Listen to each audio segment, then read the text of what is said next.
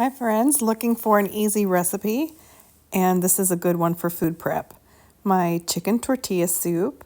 You layer the crock pot with chicken breasts, and when I do it, I actually add twice the amount of chicken because it's an easy way to prep chicken for tacos. So you're actually doing two meals. You have chicken tortilla soup, and then you have shredded chicken for tacos.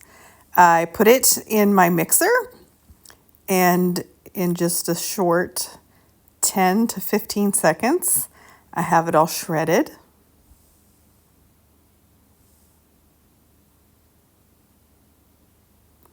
And now it's ready to put back into the soup.